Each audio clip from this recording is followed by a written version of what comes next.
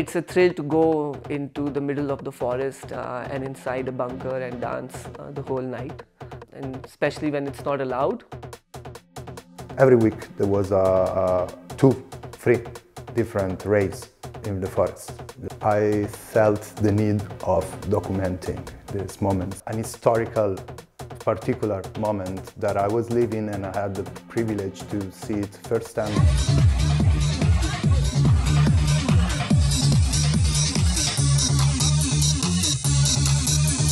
Since I moved in Berlin, I was used to go to secret parties, even more than going to clubs.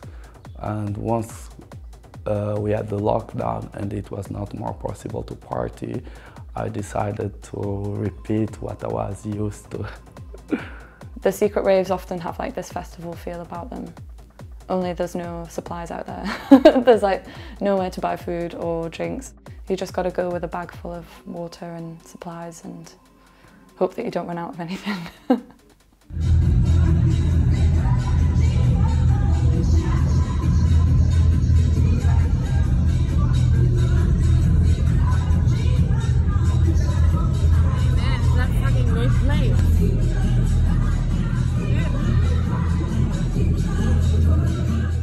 We all have to take care of each other because we're out here alone. Everyone has to be responsible for everyone has to be respectful, and everyone needs to have a good time.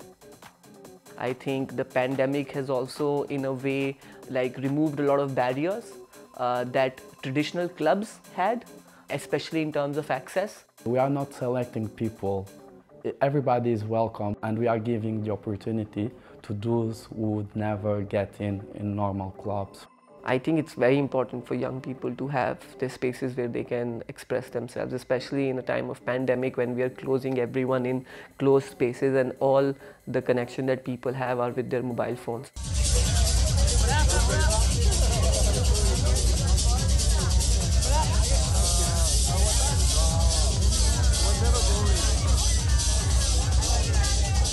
I had very dark thoughts in those times. I was not able to stay home alone again.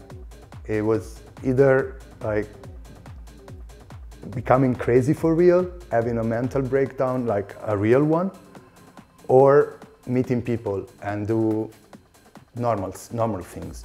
The lockdown was too much, ultimately. We had a solid 7 months in Berlin of absolutely nothing. It started to get to the point where I realised, okay, the numbers are going down, we've done our lockdown, people are getting vaccinated. I'd already had my vaccine at this point. I was like, there's no harm in people enjoying themselves at this point. We have to see that our mental health is very important, and for some of us, we don't really have family. And this is the only way to communicate and to be surrounded with people that we love. The illegal parties or whatever are still very much bring your negative COVID test with your name and identification. So just as they would regulate it in clubs, they're still regulating it outdoors. So yeah, we were reckless, we were still partying during Corona, but everybody was tested. If you have precautions in place, if you say that there is a limit to this party, everyone who comes has to come with a negative Corona test, then how is this different than people traveling in a public transportation every day to go to work? So I think rather than ostracizing these spaces and these people, it is important to recognize the importance of these spaces and these communities and the role that they play in people's lives. People who are struggling often find solace, community, friendship, love, companionship at these raves.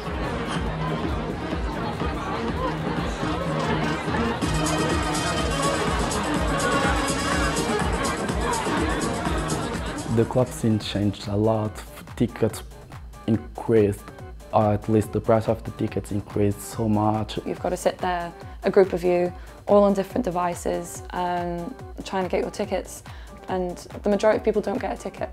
I think that has definitely made it tougher for people to go to clubs, and maybe that's why also these private, independent spaces are popping up in forests, because there people can just get together, play their own music, bring their own stuff and have a good time. People that were organizing this kind of rave will or are already ending up organizing legal parties into normal venues. Now going back to club, it feels like we learned a lot from these times, and we can just bring them back into a normal and safe environment.